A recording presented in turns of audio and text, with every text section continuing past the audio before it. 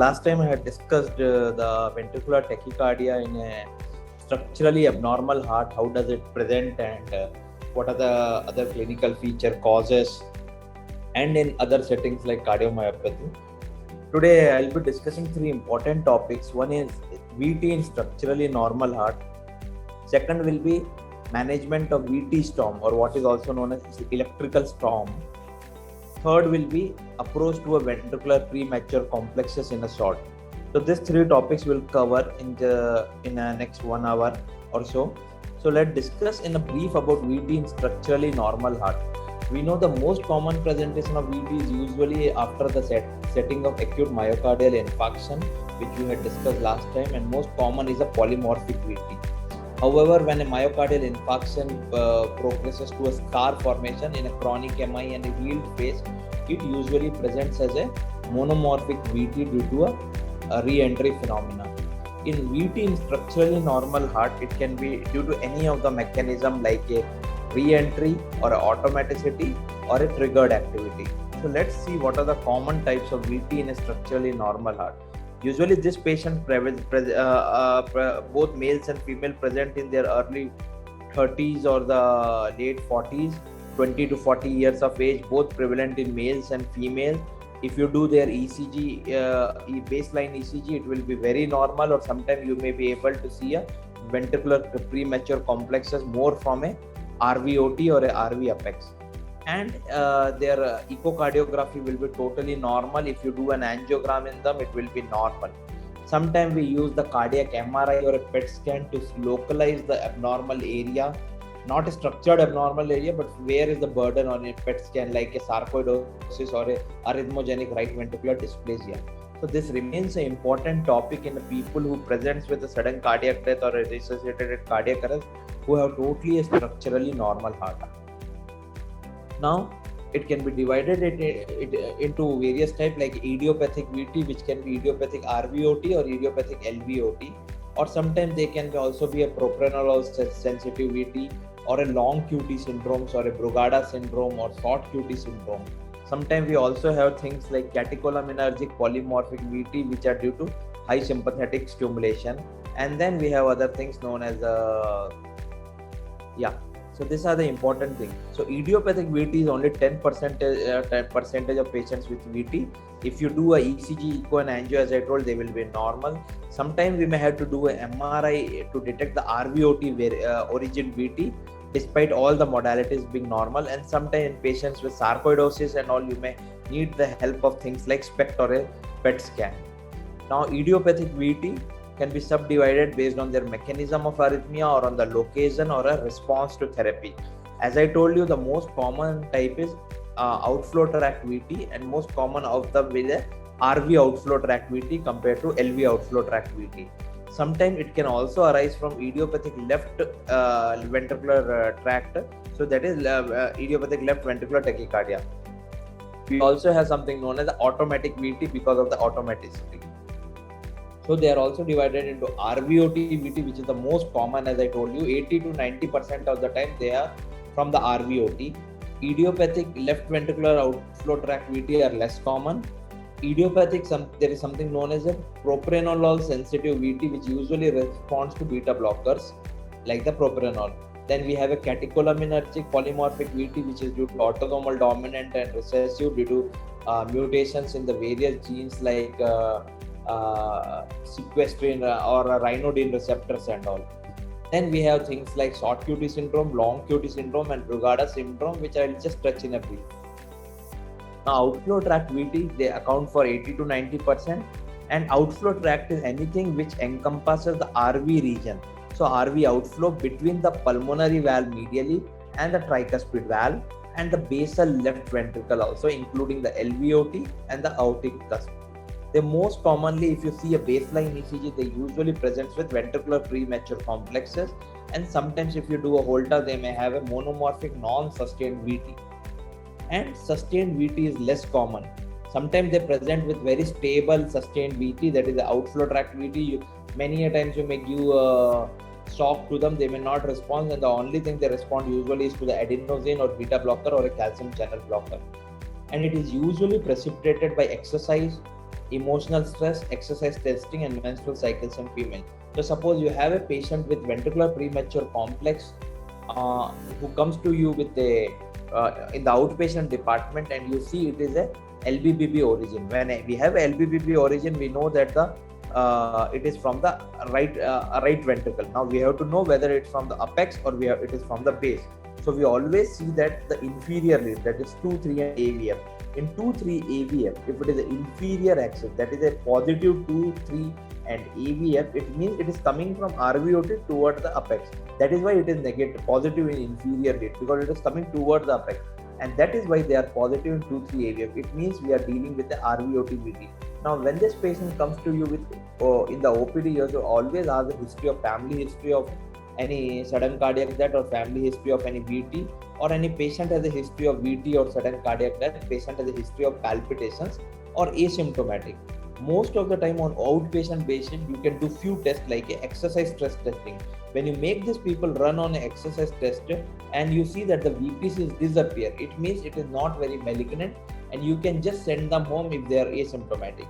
However, if the exercise induced you are getting too much VPCs or a VT, it means that there is something to worry, and then such patient you have to do a Holter analysis to see how much is the VPC burden. If the VPC burden is more than 5%, then you may either have to start on medical management like beta blockers or calcium channel blockers, or you have to do a radio frequency ablation.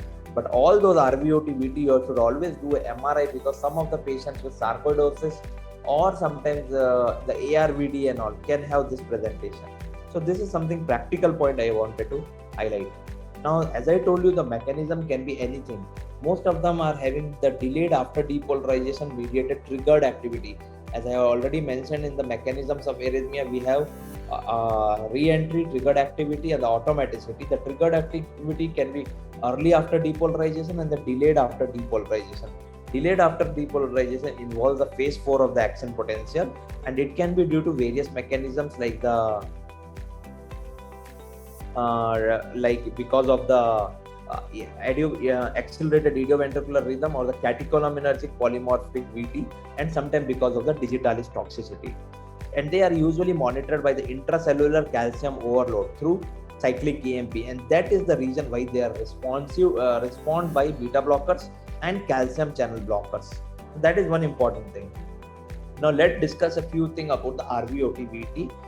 The RV monomorphic extrasystoles are usually benign. So as I already told you, if you have a patient who has LBPP morphology BPC who comes to your OPD and is not symptomatic, you should see whether it is from the RVOT, that is LBPP morphology, and the VPCs are positive in 2, 3 and AVF. Most of the time they are benign. But sometimes this may progress to and not progress to. This may tell that the underlying disease are like a arrhythmogenic right ventricular dysphagia or a RVOT VT. So you may have to do a MRI in those individuals to see whether there is a RA-RV dilatation, RV aneurysm, or the RVOT is dilated, that you see in ARVD, arrhythmogenic right ventricular dysplasia. The RVOT, idiopathic RVOT VT do not have a abnormal MRI, they have usually MRI normal. Then you may have in the ECG, as I told you, you have a LBPP morphology with the inferior axis. It means the positive premature beats in the 2, 3 and AVF. One important thing is the transition, the QRS transition. You should always remember that if a VT is from the LV, the transition is early, that is the V1 and V2. However, if the transition QRS transition is late, that is beyond V2, V3 to V6, it is from the right side. So the RVOT usually QRS transition happens in V3 and V4. More common in females of 30 to 50 years of age. They may present with asymptomatic, sometimes palpitations, sometimes pre-syncope, sometimes syncope. Always you have to ask the family history. And you should ask that the VT or the VPC happens during the exercise or during the emotional stress, because most of this presents with exercise-induced VT. As I already discussed, sudden death is a very rare entity in a RVOT VT. You can have both the form, non-sustained monomorphic VT, NSVT, which you may pick up on a Holter analysis, or sometimes they have an exercise-induced VT, as when you make them run on a treadmill test, you see that there is a VT. they are also based on the site of origin. They can be from the proper RV outflow tract or from the pulmonary artery, which sometimes become difficult to diagnose on a baseline ECG. So after the RVOT, this is one thing which I want to tell. LVOT-VT, clinically they may behave the same as RVOT-VT. You may not also know about the LVOT-VT because out of 100, 90 times it will be RVOT-VT, idiopathic VT. Only 10% times it will be a LVOT-VT. So what are the points which will help you to differentiate it from a RVOT-VT is, you can see the transition. So the first important thing will be transition. As I already told you, usually the RBBB is LV, from the LBBB is RV. Though here you should see one important thing, not all the LBBB are from the RV. Some LBBB are from the interventricular septum also, which are taken as LV. So in that case, you should see the transition. As I already told, any transition which is beyond V3 or late is RV origin. Any transition which is in V1 and V2, you see a tall R in V1 whereas a deep S in V2. It means the transition happens very early. It means it is from the LV. Now from the LV, if you see the 2-3 AVF is positive, it means it is from the outflow tract. So it is coming towards the apex. That is why 2-3 AVF are positive. After seeing 2-3 AVF, you can see that there are some other things like the lead 1. If lead 1 you see, if lead 1 is negative, it means it is usually from the LV. So these are few things: transition, more rightward axis, and tall R in inferior lead. If you have a tall R in inferior lead also, it suggests that it is from the LV. Now whenever it is from the LV, you have to see that it is above the cusp or below the cusp. It means right coronary cuff, non-coronary cuff, and left coronary cuff. If it is above the cusp or below the cusp, how do you know? If there is a S in V5 or V6, in this case, if it is S is there in V5 or V6, it means it is from the infracuspal. It can be from anywhere below the cusp. Whereas if there is no S in V5 or V6, it is above the cusp or a cusp, that is right coronary, non-coronary, or left coronary cuff. Most of the time it is not important, because it is important at the level of electrophysiologists, because they may have to ablate this VPCs or arrhythmias. Now again I told you, if V5, V6 you have a S, if S is absent, it means it is supravalvular. If S is present, it means if it is infravalvular, it is below the aortic valve. Similar thing is RVOT-VT or aortic cusp VT. As I already told you, all these are RVOT. You see, in V1 and V2 there is LBBB. It means that it can be from the interventricular septum or it can be from the RV. Now if you see the transition is beyond V2, so the transition is in the V3, that means it is from the RV. Whereas you see in this case, in one of these cases, it is again, you see the transition is very early, V1 and V2. It means it is from the LV. So there are few things which you have to know. Everything which is LBBB can be from the RV or from the interventricular septum, whereas the RVBB is always from LV. Then you see the inferior leads. If the inferior leads are positive, it means it is coming from the outflow tract. If the inferior lead is negative, it means it is coming from the apex, either a RV apex or the LV apex. Then you see the transition. If the transition is beyond V2, it means it is from the RV. If the transition in V1, V2, it is from the LV. So these are the few things which will help, and it is only this much. If you remember, it is more than enough for a localizing from where does it come. Now treatment, as I already told you, most of the patients who are asymptomatic and all, and most of the idiopathic VT are usually benign and they have a good prognosis, unless the patient who have a structural heart disease like a MI or hypertrophic cardiomyopathy or the other diseases. They may respond to the carotid sinus massage very rarely or a Valsalva, and many a time when this patient come to emergency, they are very stable and the VT is going on. A young male, young female in the 30s to 50, if present to you with a VT, you do a echo which is a normal, you give a adenosine and they respond very well. So that is also a typical feature of a idiopathic VT. They respond to adenosine, beta blocker and the calcium channel blocker. And you may do after reverting, you may do a Holter analysis for them. If the Holter doesn't show a VPC load more, because if you have already have a VT, you need not do Holter in those cases, but then you can put them on beta blocker and a calcium channel blocker. Ablation is very useful. The success rate of ablation is very high in this patient if you do a catheter ablation. However, if the patient is not willing, put them on beta blocker, calcium channel blocker. If they continue to have the episode, then you can send them for a ablation, or in the non-responder, which is 1/3 of the cases, they respond to drugs like a class 1A or class 3 drugs like the amiodarone, sotalol, dofetilide, or the other drugs like a procainamide. Radio frequency ablation nowadays is the first line therapy, because it's a high success rate. Second, if the medical therapy is ineffective or not tolerated. Third, ablation of epicardial or aortic sinuses is highly effective, and there are some technical challenges, and recurrence rate is around 10%. So try to, in a idiopathic VT, always try to go ahead with sometimes a medical management, and only in case of a recurrence you can go ahead with radio frequency ablation. Now this is some point which I just wanted to highlight. There is something known as a propranolol sensitive VT. It is a form of idiopathic left-sided left ventricular outflow tract, more common in less than 50 years and precipitated by exercise. It can arise anywhere within the heart and unresponsive to calcium channel blocker. That is something important. And beta blockers is effective. There are high chances of sudden cardiac death, and ICD is recommended in the survivors. Just about a short point, it's not much important as far as it's concerned, but something which is important is a VT in a long QT syndrome.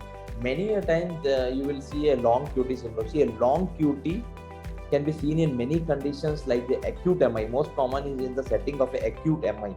So in the setting of an acute MI, because of the ischemia itself, we have a long QT. Then because of the drugs like the amiodarone and all, sometimes ranolazine and all, they can prolong the QT interval. Sometimes in the children, if you see that you have a long QT, or in a young population, always consider for a long QT syndrome. In all those cases, you should ask them a family history. Is there a family history of a VT or a sudden cardiac death? If not, you should ask the patient with a history of any sudden cardiac death or a history of palpitation, pre-syncope and a syncope. Then you see the ECG. In ECG, you can divide them into there are many types, more than 7 types based on the various genotypes, but the most important are long QT1, long QT2 and long QT3. It is due to the mutation in both the potassium channel and the sodium channel. In the long QT1 and 2, they may ask you in MCQ, KCNQ1 and KCNH2 are the genes which are important. In the long QT3, it is the SCN5A sodium channel which is important. So these are the important mutations which are involved in long QT syndrome.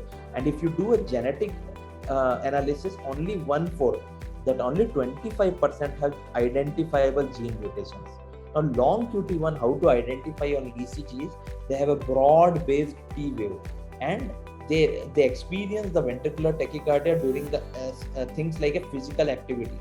So mainly in the swimmers. So this is important, because when you ask the history, if you find that during swimming they got a syncope or they got a VT, you should put them into long QT1. In long QT2, you have a T wave is often nosed in multiple leads. And the triggers for a long QT2 is auditory stimuli, that is from the alarm clock or from an emotional upset. So these are the things which precipitates a long QT2. Long QT3 is often demonstrated. Instead of a long QT, they have a long ST segments, which gets confused with a QT. And most of them occur with the rest or during the sleep. So if it is during a sleep, you should consider that as a long QT3. Now, how do you manage? Most of the management of a long QT syndrome is by beta blockers. And you have to avoid triggers, as I already discussed. You have to avoid drugs which cause long QT syndrome like the amiodarone, many antibiotics like the erythromycin and all, or antihistaminics. Those are the things, erythromycin, all those can precipitate. You have to avoid the drug. Second, correct the long QT, anything exceeding 500, you have to correct those long QT. So patients who have long QT2 and long QT3 may be at higher risk of sudden cardiac death as compared to long QT1. This is another point which is important. And most of this long QT1 and long QT2 respond to the beta blockers. Even in asymptomatic patient, if the QT is more than 500, you can very well give beta blocker. Beta blocker do not help in long QT3. In long QT3, it is the maxilitine group of drugs, that is the maxilitine, which is class 1B drug, which is more useful. So long QT3 is a minority of all long QT. Symptomatic patients who have not undergone genotypic could receive beta blocker, because sometimes they may respond to the beta blocker. When do you put ICD? As I already discussed in the last class, secondary prevention of a patient who has already have a VT, or a patient who has a syncope, or patient who has a history of cardiac arrest, or if there is a family history of cardiac arrest, then also you can put a ICD. Suppose if you have a long QT which causes a bradycardia, and then then that is one place where you should ideally put a pacemaker, because they can have a VT because of that. Sometimes after putting a ICD, still many of these patients with long QT syndrome presents with ventricular tachycardia, and that is where the role of a cervical sympathectomy. You can do a surgical sympathectomy in those group of patients who are still on ICD, who are not responding to the ventricular arrhythmia. And rarely you can go ahead and do a catheter ablation, but in this group of that there is no much role of catheter ablation. Now coming to one important topic which most of you would have seen as a spotter in a ECG, which looks like a RBBB and a ST elevation in lead V1 and V2, is something known as a Brugada syndrome. Brugada syndrome is nothing but due to a mutation in the sodium channels which is there, and it is characterized by the ST segment coving in the lead V1 to V3, and 2 mm in 2 out of these 3 leads are diagnostic. They may have a complete or an incomplete RBBB pattern, and you should again ask the history of patient has a VT, you have established. Otherwise, you should always ask the history of in a patient with the Brugada, whether there is a Brugada pattern or a syndrome. Any Brugada pattern which is manifested by palpitation or a syncope, pre-syncope, or who have a family history, then it is a Brugada syndrome. If it is not manifested, it is known as a Brugada pattern. Many a times, if you see a patient with a fever, you may see a Brugada pattern in ECG, because fever can precipitate a Brugada pattern. And you should ideally ask all the history. Many of them may even have a history of agonal breathing during the night and all, and that is one important thing. If somebody you are thinking that may have a Brugada pattern, it can be but you are not able to document it properly, you may give drugs like asmelin and flecainide during the electrophysiological study, or you not during your patient is admitted, you have a doubt that it has a Brugada, but the ECG is not very clear. Sometimes what we do is we take a ECG on a one space up. What is put in V4, you can put in V3 or V2, and you may be able to get the Brugada pattern. Otherwise, you have to do an EP study, or what you have to do is give the patient a flecainide 50 mg BD and keep on repeating ECG every 2 hours. And sometimes that may induce the Brugada pattern on ECG. However, if the patient is not symptomatic, there is no point of doing all these things, because anyway you are not going to give any management. Means you are not going to treat an asymptomatic patient. Only if the patient is symptomatic, there is a family history, then inducing remains an important thing. Sometimes they may present with a syncope and cardiac arrest, where the only option is an intracardiac defibrillator. More commonly, they present with the 3rd and the 4th decade, and more common in males. Sometimes there are also documentation of many patients died during the sleep time, and because of the sodium channel mutation, they may also have a predisposed to the atrial fibrillation and a sinus node dysfunction. As per now, there is no well-validated medical therapy, but the patient because any patient who is symptomatic VT and all, you have to put ICD. So there is no much role of medical management. But people who do not have cardiac arrest on the basis of ECG and all, you may give low dose of quinidine. Quinidine is a drug which can help to treat ventricular arrhythmias in a patient who already have an ICD. Second, people who are not willing for ICD. So these are the group of patients who may benefit from a quinidine. We know that quinidine is not commonly available at present. And catheter ablation doesn't have much role again in these cases, like in patients with long QT syndrome. ICD, as I already told, has a more effective in sudden cardiac death, family history of VT, family history of sudden cardiac death. If patient has a VT or a sudden cardiac death or a syncope, in all those cases ICD has a role. Otherwise, asymptomatic, there is no role of ICD.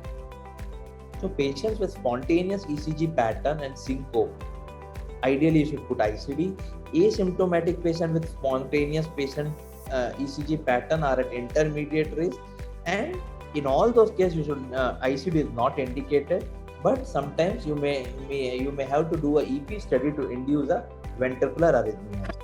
Asymptomatic patients without ECG pattern are at low risk, and family history of SCD and genotype do not predict events. Now let's go to the next important topic.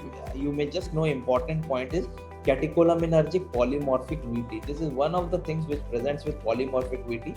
The other examples of polymorphic VT are your torsades D points, which happens due to the hypokalemia, bradycardia, and long QT.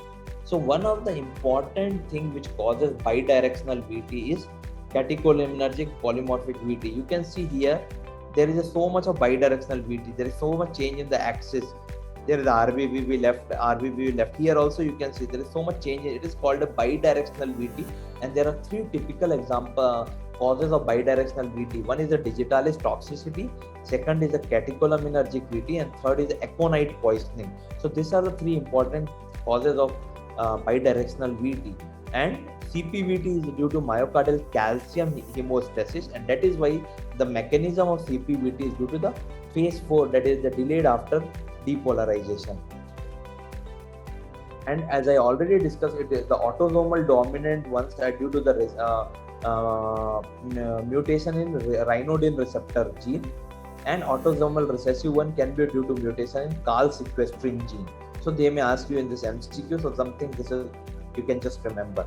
Resting ECG is unremarkable, and it is usually produces a exercise-induced VT and a bidirectional VT. Mean age of presentation for syncope is 7.8 to 4 years. After this, and EP study will not be helpful in risk stratification. Most common treatment remains the beta blockers, and 46% may have recurrent events while receiving therapy.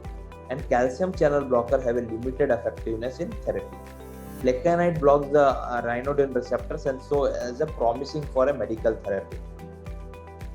So this is something which I wanted to discuss is VT storm. So many of you would have seen a VT which will be subsided by its own, or you need therapy. However, there are sometimes if you have a VT which there are 3 or more episodes. So the definition of a VT storm is 3 or more episodes which needs an intervention to stop it.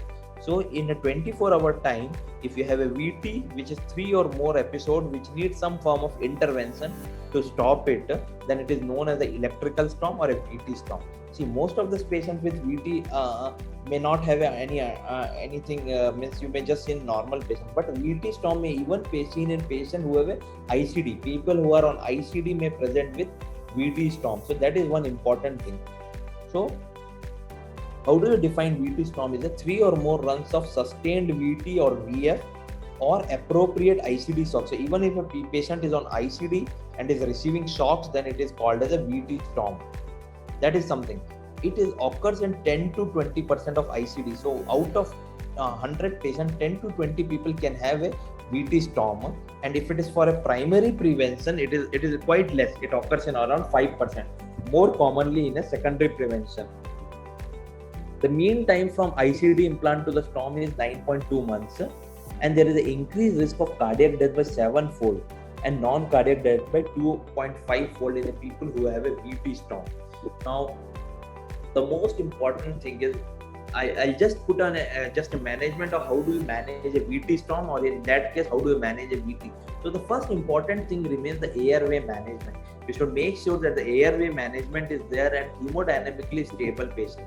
If you have a hemodynamically unstable patient, as I already discussed with you, if there is no carotid pulse, you have to give chest compression. If there is a carotid pulse, then you have to give a defibrillation, 200 joules of a synchronized cardioversion if it is a monomorphic VT. If it's a polymorphic VT or a VF, then you have to give a desynchronized, because there is no QRS to synchronize it. So in case of a monomorphic, you have to give a synchronized, or in a polymorphic VT, you have to give an unsynchronized cardioversion. Now, if the patient is stable and you have some time, then you can get a baseline ECG to see what is the underlying thing. Usually, sometimes they have a slower monomorphic VT and all. So one important thing is now you have to take the help of sedation, because the most important thing in the management of a VT storm is you have to decrease the sympathetic activity, and that can be decreased by making the patient sedated by a general anesthesia. Most commonly you may intubate and you can just sedate the patient. Second is you have to take the help of anti-arrhythmic drugs. I'll discuss which all anti-arrhythmic drugs can be used. And third is in unstable patient or even in a stable patient, if it is a VT storm, you may have to cardiovert many times. Now you have to know what is the cause of the VT storm if you have a sinus rhythm. Why? Because most of the common precipitants of a VT storm is ischemia. You have to make sure that the patient doesn't have an acute ischemia, like a history of chest pain or a Q wave in the inferior lead, MI pattern. You have to see the troponin markers and all, wall motion on the echo and all. So all those things are important, because ischemia is there. Unless you take care of ischemia, it won't be corrected. Then you may have to see a piquant Q wave and QT interval. Many a times you get a QT interval by prolongation by drugs like amiodarone or antibiotics, as I discussed, sotalol, antihistaminic. If you have a long QT syndrome, that can precipitate a polymorphic VT. So the QT interval has to be shortened. Many a times this QT interval can be shortened by even magnesium, which is used for the management of congenital long QT syndrome. Magnesium sulfate you can give 1 gram to 2 gram. You have to see QRS interval. Sometimes if the QRS prolongation is there, then it may be due to drugs like a flecainide and a propafenone toxicity. You should make sure it is not a SVT. Many people who are on ICD, the ICD won't be able to differentiate it will is a SVT and a VT, and even if it is a SVT, it will keep on giving the shock. So there are many things on an ICD machine algorithms which distinguishes SVT from a VT. Then you have to see on the baseline ECG if there is a Brugada pattern and if there is a bradycardia. One of the most important thing is patients with bradycardia do not die because of bradycardia, they die because of tachycardia. So brady-induced VT is one common thing, because of which most of the patients with bradycardia may have a arrest. Now once you get a 12-lead ECG and you know the cause, how do you manage it? Monomorphic VT, as I already told you, is most commonly caused by a scar. People who have a healed MI in the chronic phase, they have a monomorphic VT. But even many patients with non-ischemic dilated cardiomyopathy have a monomorphic VT. Polymorphic VT is most commonly caused by ischemia, and in these cases, usually lignocaine it works better than the amiodarone. Amiodarone works for all the cases of VT, but if you have a polymorphic, if you have a VT in the setting of ischemia, lignocaine is the one drug which is very useful. Even the polymorphic VT can be caused by catecholaminergic VT, as I already discussed, and early repolarization syndrome, or sometimes by a torsade D point because of a long QT or a bradycardia. Next thing, as I told you, the frequency of various are most commonly it is a monomorphic VT, 86 to 97% of the time. VF is only 1 to 20%, mixed VT and VF very rare to see. Polymorphic is very less common, and you will see only in the setting of a bradycardia and a long QT syndrome, that is a torsades D points.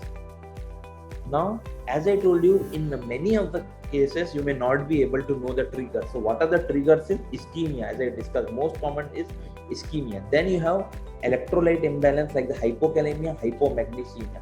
You should make sure that your potassium is 4 and the magnesium is 2. If it is anything less than that, then you may have to treat the magnesium with magnesium sulfate, potassium with IV potassium. There are other triggers like the heart failure. Many people with heart failure presents with VT, and once you subside the heart failure, the VT will come down. Sometimes stressors and psychological disturbances may also present with a VT. So these are the various triggers. Now you should know the etiopathogenesis. As I already told you, most of the VT in the setting of a scar is because of the re-entry. In the setting of polymorphic long QT, or that is due to delayed after depolarization. And one of the important thing is you have to, in all the VT, it is the activation of the sympathetic nervous system which has a role. So you have to block that sympathetic nervous system. So before starting any arrhythmic drug, you have to make sure that the patient is not fighting on ventilator. You have to knock down the patient by intubate the patient, give general anesthetic. All the sympathetic activity you have to stop. Now next is the role of drugs. We know that amiodarone is a good drug for all the VT. Let it be a structurally normal heart or abnormal heart. In an abnormal heart, it is the only drug which you can use, where apart from the lignocaine and all, there is Normal heart, we have many options. So amiodarone prolongs the QT interval but doesn't cause torsades. That is one important thing. It does not affect the LV function, does not cause ischemia. But one important thing is it has a very long P half. Its P half is almost around the 60 to goes up to maximum of 60 days and all, and that is why once the amiodarone is there, then people may bradycardia is there. It takes very long even after stopping the amiodarone for the bradycardia to subside. And even if you do ablation in those patients, and if you want to induce a ventricular tachycardia, you may not be able to induce because of its long T half. Next, success rate is 60%. So how do you give amiodarone? You have to give first bolus 150 milligram or 300 milligram in 5% dextrose. Why 5% dextrose? It does not cause a hypotension. Next thing is you have to give bolus followed by infusion for 24 hours. You have to give an infusion of 1 milligram per minute for 6 hours followed by half milligram per minute for 18 hours. And then you have to give 400 milligram TID for a week followed by 200 milligram BD for another week and followed by maintenance dose of 200 milligram OD. Now, as I already told you, there are in cases like ischemia, the drug, if the amiodarone doesn't work, the next best drug is a lidocaine. Even in many patients who have hypotension where we are not able to give amiodarone in ischemia, we can give lignocaine, and the dose is 1 to 2 milligram per kg. So for a 60 kg individual, you can easily give 60 mg. That is around 3 ml. 1 ml has 21 mg. So 3 ml you can easily give. But in the absence of ischemia, it doesn't work very well.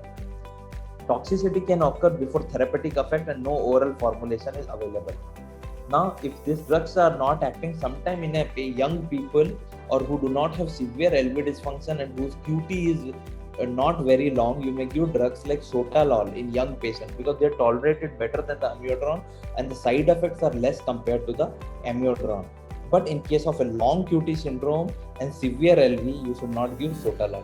Procainamide we do not use much because it is only a standby drug and not much available. Quinidine, again, it works better in the setting of early repolarization syndrome and Brugada syndrome. But the two drugs, if you have to remember, is amiodarone and lignocaine. These two drugs, because amiodarone can later be converted to oral amiodarone. Lignocaine doesn't have a oral formulation. There is one group of drug which is known as the maxilitine, which is the same group 1B. So if a IV lignocaine you are giving for infusion for 24 hours, you can change it to maxilitine if it is available. Many people, if the maxilitine is not available, use phenytoin, which is the same group of drugs, and sometimes it does work in VT storm, oral phenytoin. If you have a polymorphic VT with a normal QT on sinus, then you may better use a lignocaine instead of a amiodarone. And if you have a prolonged QT on a sinus ECG, then you can use a lignocaine, as I already discussed. Now there are other therapy which you can use, beta blocker. As I already told you, to most of the time if the VT storm is there because of the hypotension, we are not able to use the beta blocker. But if the patient is not in heart failure and the BP is little borderline and you want to give some drug, it is the beta blocker which is very effective in preventing and decreasing the recurrence of a VT. So beta blocker, mainly propranolol, you should ideally try to use. And as I already discussed, you should do the sedation with propranolol, midazolam and intubation. There is one therapy which has been come in a great way, central. As I discussed in the last class, if you're not, there is a bedside maneuver where you can see where the anesthetist can see the stellate ganglia, and with the help of a drug like a bupivacaine or the ropivacaine can be injected into the stellate ganglia. It helps to decrease the sympathetic nervous system and can decrease the ventricular ES, that is the electrical storm. So this is one therapy which has been coming and is a very good bedside procedure. You need an ultrasound machine, a good anesthetist who is well versed with the anatomy of stellate ganglia, and you can use drugs like bupivacaine, ropivacaine into the stellate ganglia, and this arrhythmias can subside. Suppose if you have a ischemia and a cardiogenic shock, you should take the patient to a cath lab, do an angio. If there is a block, you have to remove the block and help with in a cardiogenic shock. The devices like IABP and other devices will help. Again, as I told you, if QT is prolonged, stop all the QT prolonging drugs. If potassium is less than four mainly. You have to give potassium correction. Magnesium is less than 2. You have to correct the magnesium level. Sometimes if the patient is bradycardia and you are getting a bradycardia gives VT, then you may have to put a temporary pacemaker. So these are the various things which help. And in many cases, if your electrical storm is settled for at least 72 hours, then you may put a ICD after all that, because ICD should be put only if your electrical storm is more stopped for more than 72 hours. Many patients in which the electrical storm is still going on, there is some centers where it is available radio frequency ablation. Patient can be taken for a RF ablation. There is another treatment where what we do is we put a temporary pacemaker and increase the rate of ventricular tachycardia more than the rate of VT. So if the VT rate is happening at 180, you put a temporary pacemaker and pace it at 200, so that it overdrive. It is known as the overdrive pacing, and the VT circuit is stopped. So this is the algorithm for a VT storm as I discussed with you. My screen, hopefully my screen is visible. Can somebody just tell if the screen is visible? There's some problem in is the screen visible? It's visible, sir. Yeah. So now I'll just in brief discuss the approach to ventricular premature complex, as most of you will be seeing in your daily practice. Whenever you see a ECG, one small beat will be there, then you'll be confused with whether it's a atrial premature complex or a ventricular premature, and they will ask you in your exam. So the most important thing which you should know is how to distinguish a atrial and a ventricular premature complex. Usually the atrial premature complex are the narrow complexes compared to the ventricular. As the name suggests, they are from the ventricular. They have to be a broad complex. QRS more than 120. One of the exception is if the VPC is arising from the septum or near the septum or a fascicle, it is usually a narrow complex. So the most commonly, though this rule is true, it is not always true. Second is a VPC usually is not associated with a P wave. It is not preceded by a P wave, whereas the APC has a P wave with it. Though the PR interval of the APC is shorter than the sinus PR interval. Third thing is there is a discordant T and QRS of a VPC. That is third important thing. This is how you have to distinguish. And the fourth, which is the most important thing, is VPCs are usually associated with a compensatory pause as compared to a APC, which is usually not associated with a compensatory pause. As you all know, the compensatory pause is due to the resetting of the sinus by the premature complexes. It takes the time. That is why it is produces a compensatory pause. That is a resetting of the ventricular premature complex, the resetting of the sinus node by the VPC. So these are the 4 points to distinguish between a VPC and a APC. That is the first thing which they will ask in your exam. The next thing which they may ask you in your exams are, from where are they starting? From so as I already told you, the mechanism remains the same. If it is the LBBB morphology, it is from the RV or from the IVS. But you can just tell LBBB usually from the RV, RBBB usually from the LV. Second is you should see the leads 2, 3 and AVF. If 2, 3 AVF are positive, it means it is from the outflow tract. If it is negative, it means it is from the apex. So at this level, it is important only to tell these 2 things, that is from the RV or the LV and from the outflow tract or from the apex. Next thing which they will ask you is, it is monomorphic or monomorphic, or it is a multifocal, unifocal or multifocal. We know that the VPCs which arise usually from a structural heart disease are usually multifocal. So most of the multifocals, you should be careful, because they are not always benign. They can sometimes be malignant VPCs. So a multifocal VPC and VPCs which occurs in couplets and triplets, that is 2 to 3 VPCs occurring together, if the VPCs occur in males, at elderly males above 40 to 45 years, and the underlying ischemia is there, that is ischemic heart disease, then they are not benign. And second, if R on T phenomena is there, that is a VPC is falling on the T of the previous sinus rhythm, then it is a malignant. So these are the things which they may ask you in VPC. So the current topic is, we want to discuss about the VPC, and the another thing which is same as VPC is the accelerated idioventricular rhythm. So this is just one of the case where a 39-year-old lady presents with you with frequent palpitation, for few months and not associated with dizziness, syncope, angina. She enjoyed a good health and not on any medication. She is a non-smoker, no known diabetes, hypertension and cholesterol. Menses are regular and physical examination is unremarkable except for a premature bleed.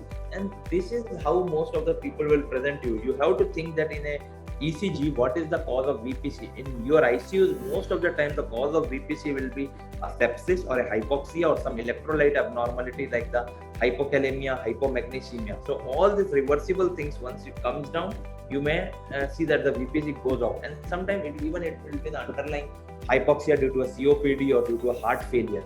So in a COPD and all, it is common because of the hypoxia. In a heart failure, if VPCs are there, you have to use drugs like beta blockers and all, because if this VPC can further worsen the LV function.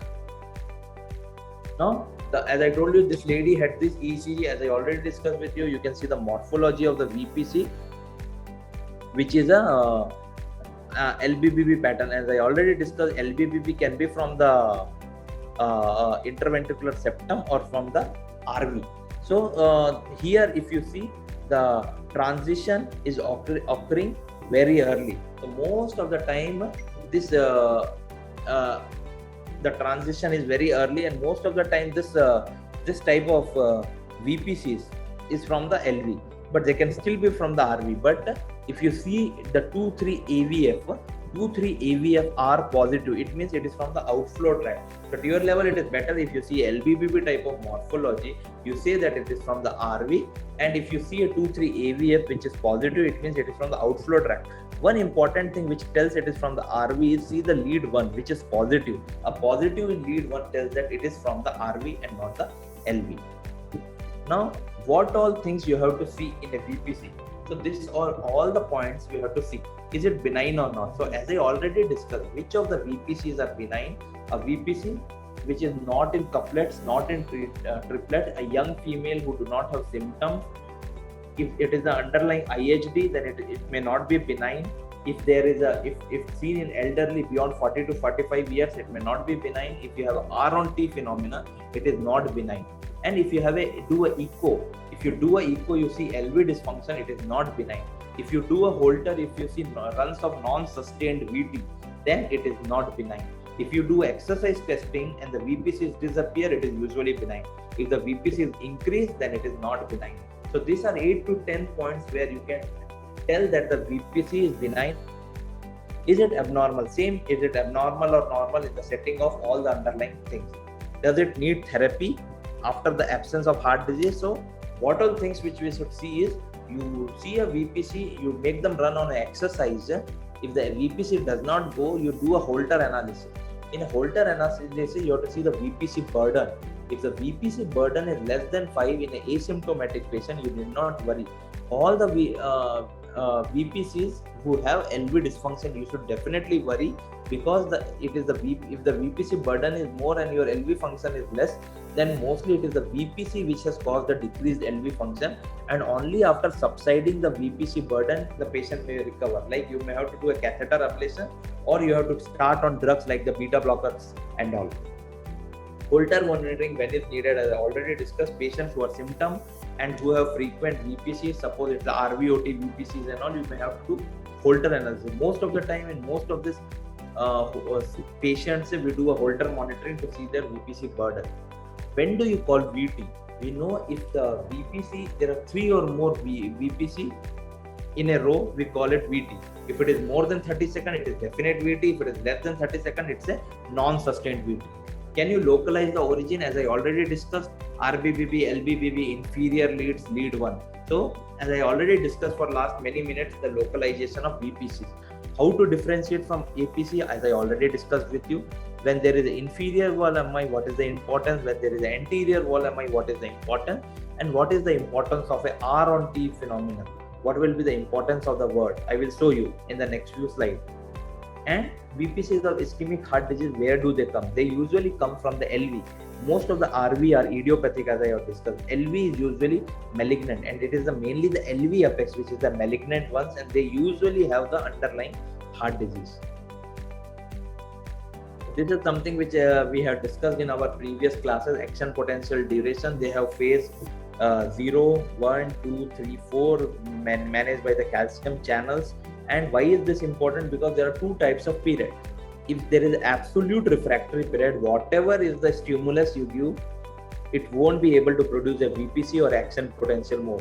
And it is the relative refractory period, which is where you can have a vulnerable period. This is the relative refractory period, which is a vulnerable period, where if you give a stimulus more than the action potential, then you may be able to get a VPC. So that is important. So there is the role of early after depolarization and the delayed after depolarization. Why is this important? Is the VPC can come on here, the VPC can come on the T wave, where it is known as R on T, or it may come after even the P wave of the next sinus, where it is known as the end diastolic PVCs, end diastolic VPC or end diastolic PVC. Now, again, let's brush up our knowledge. So a PVC usually occurs before the next expected normal sinus impulse. So the time duration between a VPC and a previous sinus beat is known as the coupling interval. It is not preceded by P waves, and it has a wide QRS more than 120. That is, most of the VPCs are below the bundle of it. If it arises near the septum or in the bundle, sometimes it can be a narrow QRS. That you should remember. It is usually a wide flood because there is a direct muscle-to-muscle transmission. And the important difference is the ST segment and T waves are discordant to the QRS complex, and they are most commonly followed by a compensatory pause. Now, many people will ask you, what is a VPC which doesn't have a compensatory pause known as? So it is known as an interpolated VPC.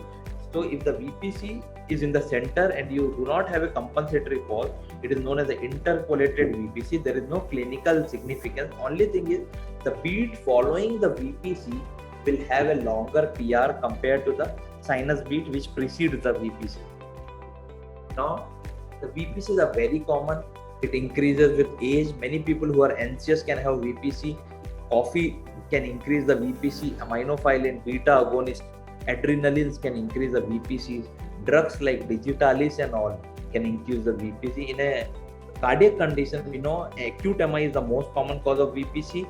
Electrolyte abnormality like hypokalemia, magnesemia, hypoxemia can cause VPC. So these are all the reversible things where it can be seen.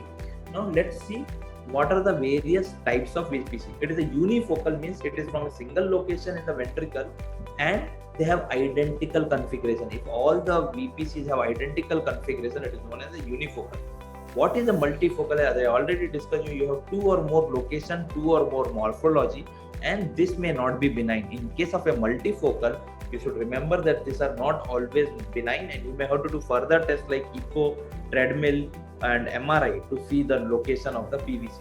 Interpolated VPC, as I told you, it is not followed by a compensatory pause, and the PR which follows the interpolated has a longer PR than the preceding PR interval. Now, what is the cause of this compensatory pause? Is the resetting of the sinus node by this VPC. It causes the full compensatory. Some of the time the VPC may not have a compensatory pause and they may suppress the sinus node. They may not be able to reset and they may be able to suppress the sinus node more than the full compensatory pause.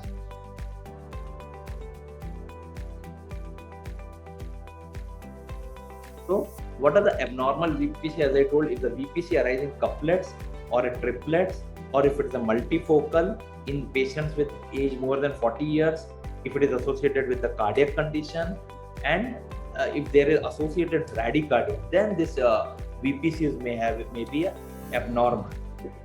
Now this is the example of a unifocal VPC, as you can see. So this is a sinus beat, this is a sinus beat. So this you can see a VPC, and then there is a compensatory pause. The compensatory pause is twice this interval. Usually the compensatory pause is twice this interval. Now what is this interval? This interval is coupling interval. The coupling interval is usually constant in a VPC. So there is a full compensatory pause. There is no doubt on this VPC. Now see the next VPC. You can see one morphology, this VPC, another morphology, this VPC, and another morphology, this. So this arises from, they are multifocal VPC, arise from various parts of the ventricle. Now, what is interpolated? You see there is a sinus rhythm, sinus rhythm, sinus rhythm, sinus rhythm. Then you have a VPC. and there is no compensatory pause. The distance between this and this two are almost similar, and that is why it is known as a interpolated VPC. Usually the PR interval here is less than here, or a PR interval here is more than this. So this is a typical example of a interpolated VPC, and this is the full compensatory pause. Now the PVCs can have the few important points which I wanted to tell you. One is the retrograde activation leads to a P wave formation. Sometimes the P waves are buried in the PVCs. They may cause the retrograde activation of the SA node, and they may lead to P wave formation, but it may not always be visible. R on T phenomenon. One of the striking feature which you should know is R on T phenomenon is the PVC fall on the descending limb of the previous sinus beat T wave. If the previous sinus beat T wave, the PVC fall on the descending limb of that, it is known as the R on T, and these patients are at increased risk of torsades D point or ventricular polymorphic VT. That is one thing which you should remember, and that is why they have a shorter coupling interval. Now, what is the end diastolic PVC? I have discussed with you. Suppose it occurs so late in the diastole that the P wave of a sinus is already formed. The QRS is not formed, but the P wave is already formed of the sinus beat, and then you get a PVC. It is known as the end diastolic PVC. They have a longer coupling interval. Coupling interval is the distance between the PVC and the preceding QRS, and is usually constant. Shorter coupling interval produces a R on T phenomena. Now, this is the thing, as I told you, there is a retrograde P wave. Here is the importance. This is the coupling interval. This is the retrograde P wave. Okay, so this is something which I wanted to highlight on this. R on T. Can you see this very clearly? Sinus beat QRS, sinus beat QRS. This R has fallen on the T wave. This is the T wave. It fell on the descending limb of T wave. So it is known as a R on T phenomenon. And this has high chances the patient may go to the VT, VF, or polymorphic VT. Should be very careful about this R on T phenomena. Now, what is the end diastolic PVC? You can see this example. Sinus beat, sinus beat, sinus beat, sinus beat. Here there is a sinus beat, there is a T wave, there is a P wave, and then there is a VPC. You can see there is a sinus beat, then there is this thing, and here there is a VPC. In this case, you will feel that the VPC has a P wave, but the VPC can't have a V wave. So these are the end diastolic PVC. You think that the VPC has a P wave, but it's the sinus which gave a P wave, and then the VPC has occurred. So it is known as the end diastolic PVC. As I already told you, if you have a sinus VPC, sinus VPC, it is known as a bigeminy. If you have two sinus followed by a VPC, it is known as trigeminy. If you have three sinus followed by VPC, it is known as a quadrigeminy. This is bigeminy. You can see sinus PVC, sinus PVC. You can see this is bigeminy, sinus PVC, sinus PVC. This is trigeminy, and this is couplets. These are usually couplets. So these are usually quadrigeminy. After every three sinus, there is a PVC, and these are couplets. Sinus and couplets. Sinus beat, couplets. Sinus beat, couplets. So these are couplets. Couplets and triplets usually tell that they are not a benign, and you may have to see what is the other things. Now this is something about the APC I discussed with you. See, this is a P wave, sinus beat, P wave, sinus beat, P wave, sinus beat, and this is a, you can see this. This is a typical APC because the morphology is different from the others. Second thing is the PR interval is usually P is different morphology and PR is different. This is a atrial premature complexes. They do not have a discordant ST and a T segment. Compensatory pause is not full. So these are the few points which helps to differentiate. I won't go into the localization of PVC again, as I discussed. RVBB morphology is from the LV, LVBB morphology is to the RV. If the 2-3 AVF are positive, it means from the outflow tract. 2-3 AVF are negative, it means it is from the apex.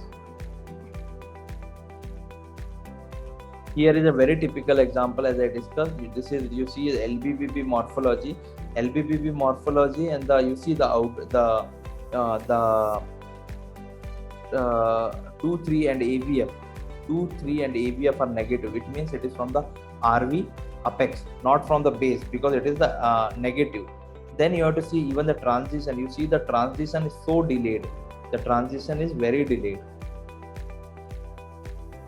Again, another LVBP type of morphology, and you see 2-3 AVA which are positive. It means it is from the RVOT. If the lead 1 is usually positive, it tells that it is from the RV. If lead 1 is positive, it means it's from the posterior RVOT. If it is negative, it can tell that it is from the negative anterior RVOT, but sometimes even it can be from the LV. As I discussed with you, this I do not want to. So VPCs without obvious cardiovascular heart diseases have RV origin more than the LV origin. If it's from the LV origin and mainly the LV apex, it is suggests that there is definitely some underlying cardiac disease. With heart disease, LV origin, apex and the base of the ventricle is usually the heart disease, and LVBP morphology do not indicate that is from the RV. They usually do not indicate that the underlying heart disease is there. Now, most important thing, as I told you, VPCs are one of the important cause of a cardiomyopathy. If there is too much VPC, it can cause cardiomyopathy and depress LV function, and you should suppress this VPC. So you can use beta blocker in the setting of the MI or the other things. No prognostic significance in absence of the heart disease. Frequent VPCs or run of SVTs can be a congener of sudden cardiac death in patients with heart disease. Now, what is a parasystole? Many people will ask you what is a parasystole. So a parasystole is an independent ectopic impulse that competes with the sinus node. It is located in the atria, AV junction and the ventricle. How do you know it is the parasystole? I want to know, to tell you. There is a sinus beat. This is a sinus beat. This is a sinus beat. I told you this is the coupling interval. In a parasystole, the coupling interval usually varies. Coupling interval is the interval between a VPC and the preceding sinus. So normally a normal VPC should have a normal fixed coupling interval. Here you can see the coupling interval is varying. So that is one thing that it is a parasystole. Second thing is, in a parasystole, the time duration between the VPCs remains the same. The duration between the VPC interval remains the same. They have a variable coupling interval, but they have a constant interval between the VPCs, and they have something known as the fusion beat. You can see this. This is the fusion beat between the VPC and the sinus beat morphology. So this is a fusion beat. So that is one important thing about the parasystole. So some people may ask you, what is a parasystole? If they have a coupling intervals are variable, fusion complexes are present, and you have a fixed VPC intervals. Again, an example of a parasystole. There was something about the fusion beat and all. I think I have discussed in the ventricular tachycardia. Fusion beat is the thing which is a morphology is between the VT and a sinus rhythm, whereas a capture beat is something when the VPCs are arising at the same time, the sinus usually discharges a beat. So that is known as the capture beat. I think this was mainly about the VPs. Now let us discuss something about the accelerated idioventricular rhythm. Most of you would have seen a rhythm where you have a wide QRS tachycardia type, but the heart rate is between 80 to 120 or something between 50 to 120. It is a ventricular rhythm, and it is usually seen in the setting of acute MI. After the vessel is opened, you may see it is a type of reperfusion arrhythmia, and the mechanism remains the automaticity. And sometimes even the mechanism can be delayed after depolarization. It is a benign rhythm. Most of the time you did not treat it, because if they are asymptomatic, you did not treat it. Sometimes if the idioventricular rhythm produces a hypotension and all, then it may be reversed by giving a atropine. So seen in the absence of a structural heart disease can be seen, but frequently in the presence of acute MI, usually it is seen. And it may have you have a wide QRS tachycardia, you are not able to see P wave. Sometimes you may be able to see the AV dissociation. Patient is usually asymptomatic. If it is symptomatic, then you may have to do atropine, and sometimes you may have to put a temporary pacemaker.